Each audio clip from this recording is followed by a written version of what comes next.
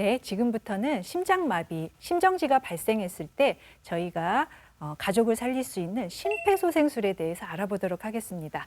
제가 쉽고 간단하게 정리를 해서 보여드릴 테니까요. 한번 보시도록 하겠습니다. 우선은 여러분들이 심폐소생술을 하기 전에 가장 중요한 세 가지 고가 있습니다. 여러분들이 이 3고라고 얘기하는 이것만 알아두시면 심폐소생술을 쉽게 할 수 있는데요. 우선 첫 번째 고에 해당되는 거는 깨우고, 자, 그 다음에 두 번째 고에 해당되는 거는 알리고, 119에 신고하시는 거고요.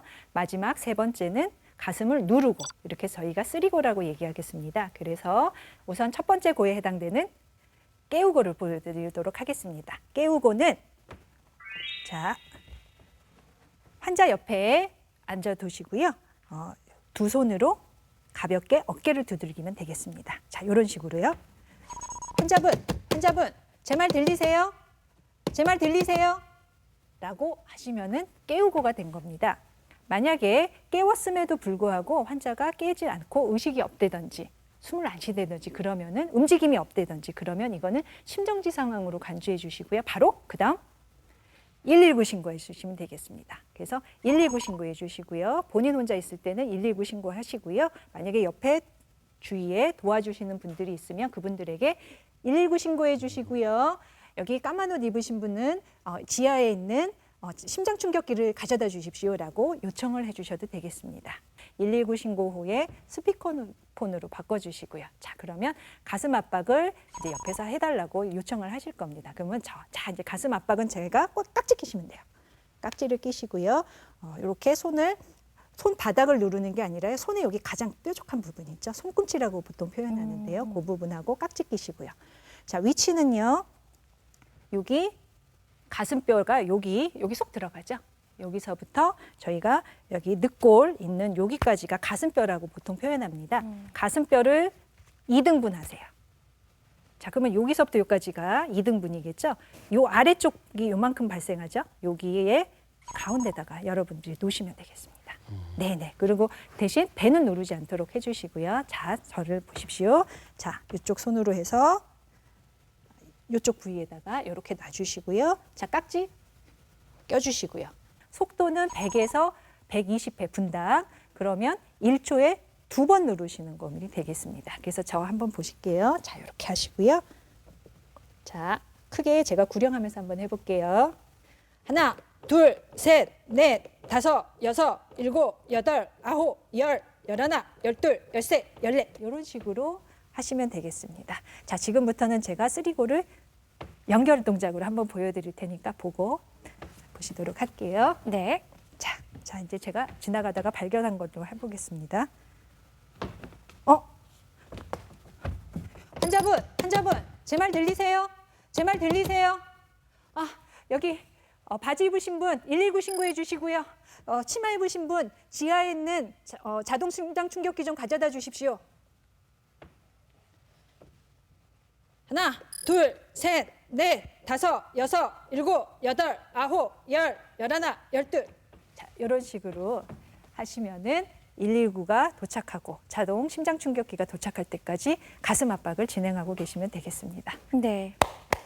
네, 잘 봤습니다.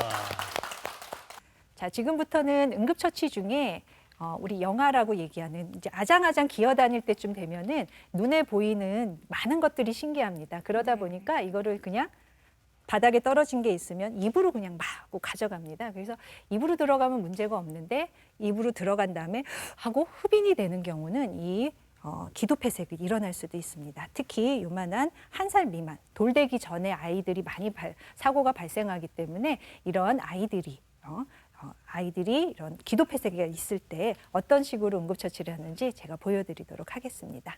우선은 아기가 있으면 자, 아이고 입 주위에 뭐가 있는지 보시고요. 애기야, 아이고 애기야, 눈 좀 떠봐. 내 말 들리니? 자, 청색증이 있으면서 애기가 카카카카 거리고 있을 겁니다. 그러면 자, 이렇게 드신 다음에요. 자, 우선 등을 먼저 5번 두들기고요. 등 두들기 먼저 할 겁니다. 이렇게 얼굴을 잡아주시고요. 다리를 이렇게 팔뚝에 껴주십시오. 그런 다음에 얼굴은 아래 45도 각도로 이렇게 해주신 다음에 이렇게 그냥 하면은 애가 떨어질 수 있으니까요. 무릎 같은데 딱 받치시고요. 이런 식으로 해서 여기 어깨뼈 가운데 부분은 손바닥으로요. 이런 식으로 하나, 둘, 셋, 넷, 다섯 이렇게만 해도 잘 나오거든요. 네, 그런 다음에 5번 한 다음에 잘 안 나왔어요. 그러면 머리를 잡으시고요. 반대편으로 해주시고요. 이러면 지금도 여기 소리가 싹 나죠. 이런 식으로 만약에 이물질이 있으면 이렇게 압박만 해도 그 압력 때문에 기도에 있던 이물들이 퐁 나오게 되겠습니다. 그래서 이런 식으로 응급처치를 해주시면 요 가정에서 응급 상황이 되고요. 만약에 이래도 안 빠진다 그러면 더 깊이 들어간 겁니다. 네. 그럴 때는 119 신고를 먼저 해주시고 그러면 119가 도착해서 기구들이 따로 있으니까요. 그 기구로 아기 이물질을 제거해 줄 수가 있겠습니다. 이 소아일 경우에도 먼저 119에 전화하고 이 응급처치를 하는 게 좋겠죠? 네, 맞습니다. 응급처치로 못 뺄 수 있기 때문에요. 반드시 응급 상황에서는 119 신고 먼저 해주시고요. 기다리는 동안에 지금 말씀드린 응급처치를 시행해 주시면 좋겠습니다. 네, 이 심폐소생술이라고도 하는데요. 이 자동 심장 충격기도 있습니다. 보통 AED라고 하는데요. 이걸 사용하면 심장의 기능이 정지되거나 호흡이 정지되었을 때 사용하면 정말 가장 효과적이라고 하는데 사실 이게 어디 있는지도 잘 모르겠고요. 그렇죠. 전문가가 아니면 어떻게 사용하는지도 잘 모를 것 같거든요. 어떻게 활용하면 좋을까요, 선생님? 네. 실제 그 심정지, 심장마비에는 여러 가지 이유가 있는데요. 그중에 가장 예후가 좋은 게 심실세동이라고 그래서 부정맥이 뜨면서 갑자기 쓰러지시는 경우가 많습니다. 그 경우는 치료가 자동 심장 충격기로 심장 충격을 주게 되면은 바로 몇 분 이내에 정말 번쩍 눈이 떠지는 진짜 아주 중요한 치료가 되겠습니다. 그래서 네. 지금부터는 자동 심장 충격기가 어디에 있고 어떻게 찾는지 간단하게 알려드리도록 하겠습니다. 네. 자, 그럼 심장 충격기가 어디 있는지 여러분들 궁금해하실 텐데요. 심장 충격기는 지금 현재 법률상에는 다가구 주택을 제외한 다세대 주택들, 그다음에 아파트라든지 또 여러분들 그 동대구역이라든지 이런 역사 또는 고속터미널 이런 데 가시면 지금 다 있습니다. 뭐 당연히 공항에도 다 비치가 되어 있고요. 그래서 여러분들이 실제 아파트 관리사무소 주변에 보시면은 이런 식으로 자동 제세동기 또는 자동 심장 충격기가 다 있기 때문에 여러분들 혹시 이제 슬슬 이제 산책하시다가 우리 세대에는 있겠지 하고 한번 어디 있는지 한번 봐주시는 것도 중요하고요.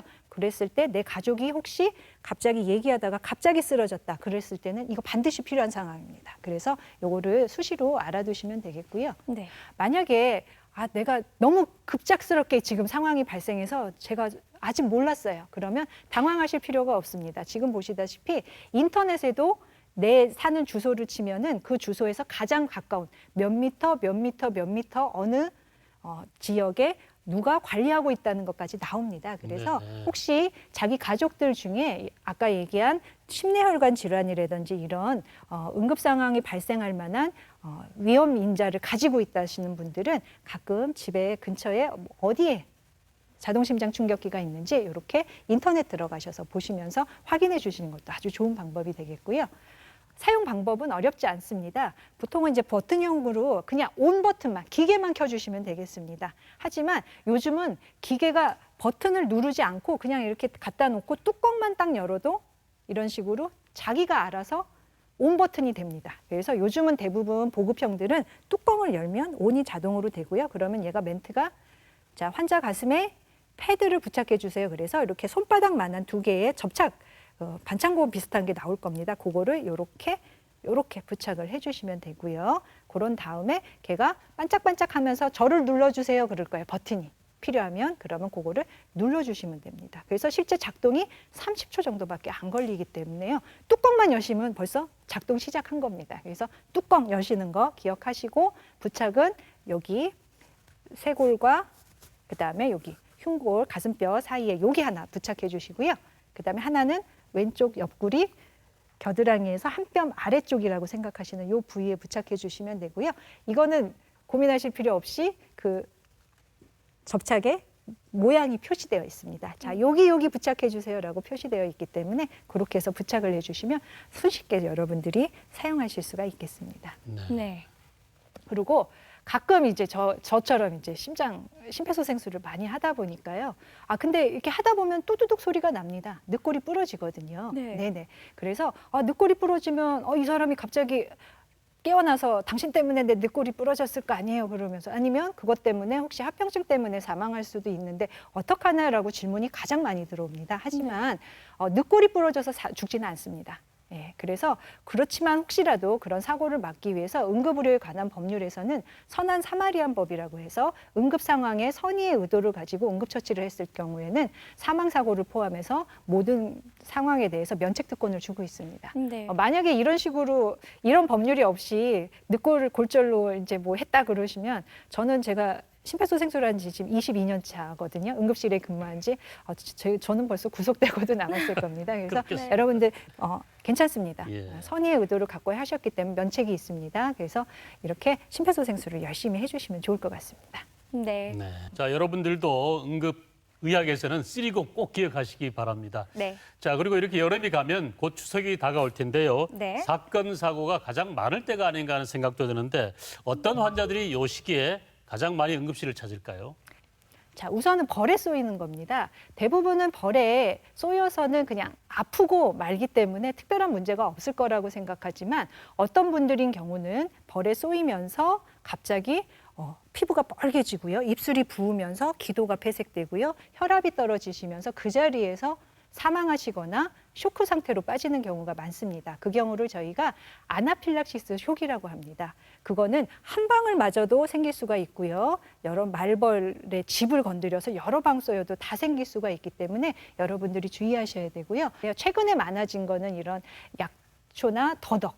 예, 이게 뿌리를 그냥 생식해서 그냥 드시기 때문에 이렇게 일가족이 뭐 이렇게 우르르 오십니다. 그래서 보면 막 식은땀 흘리고 토 엄청 하시고요. 그래서 보면서 뭐 먹으셨어요? 그러면 더덕 먹었다고. 더덕 뿌리 이렇게 생채해서 먹었습니다라고 얘기하는데요. 가져와 보세요. 그러면은 뿌리가 좀 이상해요. 이렇게 혀 대보면 더덕이 아니에요.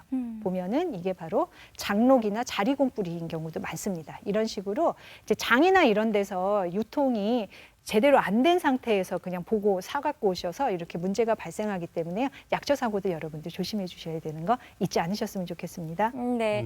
이렇게 추석 연휴가 뭐 주말이랑 같이 껴서 길다 보니까요. 가족분들과 함께 해외 또는 국내 여행 많이들 가실 텐데요. 여행하면서 갑자기 고열이 날 때 뜨거운 아주 고열이 날 때 응급실을 찾기 전에 고려해야 할 상황이 있다면 어떤 것들이 있을까요? 네, 응급실에 자주 빈발하는, 그러니까 자주 오시는 질환들은 크게 이제 두 가지로 저희가 얘기를 듣는데요. 제일 많은 건 발열입니다. 예, 열이 나서 오는 경우랑 두 번째는 이제 배가 아파서 복통으로들 많이 오시는데요. 우선 고열인 경우는 위험한 경우는 아이들 같은 경우 고열은 되게 위험한 질환입니다. 그렇기 때문에 아이들 같은 경우는 38도 이상의 고열이 난다고 그러시면은 우선은 응급처치로 이제 보통 미지근한 물이라든지 아니면 항문에 해열제 같은 거 넣고요. 만약에 그래도 안 된다 그러면 한두 번 정도 해보시다가 안 되면 그때는 반드시 응급실로 데려오셔야 열경기라든지 다른 합병증을 막을 수가 있고요. 혹시라도 본인이 해외 여행을 다녀오신 적이 있는데 열이 난다. 그러시면 혹시라도 이게 우리가 뭐 걱정하는 메르스라든지 뭐 지카라든지 이런 가능성도 있기 때문에 발열이 나는 성인인 경우는 해외 여행력이 있으시면 반드시 처음에 의료진들한테 알려주시면 거기에 맞춰서 저희가 진료를 해드릴 수가 있겠습니다. 네. 두 번째로 이제 복통인 경우입니다. 복통인 경우는 워낙 다양한 질환들도 오는데요. 복통인 경우는 위험인자가 있으시거나 노인이나 소아는 복통은 이게 중증 질환일 경우가 많습니다. 그렇기 때문에 가급적이면 응급실에서 진료를 보시는 게 좋겠고요. 만약에 그런 게 아니고 뭐 설사 좀 하고 그런다 싶으시면은요. 우선은 뭐 일반 지사제라든지 아니면 복통에 관련된 소화제를 좀 드셔보시고요. 그래도 안 된다고 그러실 땐 그때는 응급실로 오셔서 진료를 보시는 게 좋을 것 같습니다.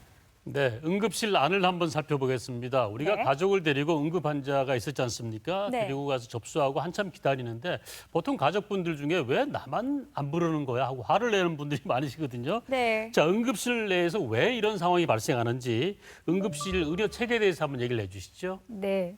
아마 응급실 이용하셔서 불만이 제일 그거였을 것 같습니다. 네. 나 응급인데 왜 이렇게 아무도 안 오지라고 하셨을 텐데요. 이거는 아마 오해가 있으신 것 같아요. 응급실은 접수 순서가 아니고요. 중증도 순으로 저희가 의료진들이 배치가 됩니다. 그래서 그거를 잠깐 소개해 드리도록 하겠습니다. 그리고 제가 준비한 슬라이드를 보시면 응급실을 잘 이용하실 수가 있어요. 제가 네. 그 팁도 한번 가르쳐 드릴게요.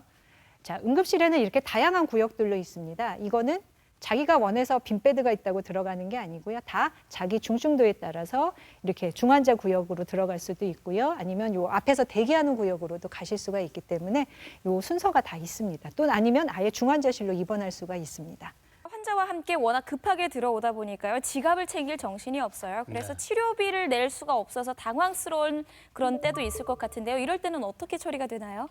네, 우선 접수서부터 저희가 치료 진행, 응급처치에 대한 치료 진행은 우리나라에 응급 대불 제도가 따로 있습니다. 그래서 응급실에 온 중증 환자를 치료했을 때 만약에 진료비가 없거나 했을 때는 국가에서 대신 갚아주기 때문에 여러분들이 안심하고 오셔야 되고요. 대신 중증이 아닌 경우는 해당 사항이 없습니다. 네. 그렇기 때문에 중증 질환에서는 이렇게 대불 제도를 이용하실 수 있는 거 기억해 두시면 좋겠습니다. 네. 네. 그리고 교수님 이 기회에 응급실에서 해서는 안 될 행동들을 좀 얘기해 주시죠. 네. 네, 최근에 아마 뭐 보도 자료나 신문, 매체들 통해서 여러분들 많이 보셨을 거고요. 이게 이제 음주 상태나 아니면 흥분 상태에서 의료진을 폭행하는 경우가 간혹 있습니다. 뭐 상황은 저희가 충분히 이해되지만 그러므로 해서 의료진이 아프게 되면은 그 상황에 온 응급 상황에 온 다른 환자들이 바로 피해를 보게 됩니다. 그렇기 때문에 암만 해도 응급실은 의료인 폭행이라든지 이런 거는 가급적은 안 되겠고요. 저희가 아까 말씀드린 대로 응급실은 접수 순서가 아니라 중증도 순서이기 때문에 응급실에 만약에 내가 왔는데 똑같이 왔는데 누구를 더 먼저 해주고 있다 그러면 이 환자는 암만 해도 더 중증인 환자일 가능성이 있습니다. 만약에 내 가족이 중증이었는데 만약에 이런 환자들, 막 폭력적이고 이런 환자들 때문에 치료가 늦어진다 그러면 얼마나 속상하시겠습니까? 그렇기 네. 때문에 암만 해도 폭행이라든지 이런 거는 주의해 주셨으면 좋겠습니다. 네. 알겠습니다. 네, 이렇게 환자와 의료진이 아주 급한 상황에 만나서 최선의 안정을 찾아가는 곳이 바로 이 응급실입니다. 그렇기 때문에 모두 다급하겠지만 서로를 위해서 조금 이해하는 노력은 필요하지 않을까 싶습니다. 네, 응급실 이용 방법 잘 체크하셨죠? 응급질환이나 상황을 잘 넘기는 것도 중요하지만 미리 조심해서 예방하는 습관도 중요할 것 같습니다. 네, 응급상황대처법에서 대해서 꼼꼼히 알려주신 우리 경북대학교 응급의학과 이미진 교수님 오늘 함께하셨습니다. 고맙습니다. 고맙습니다. 네, 감사합니다.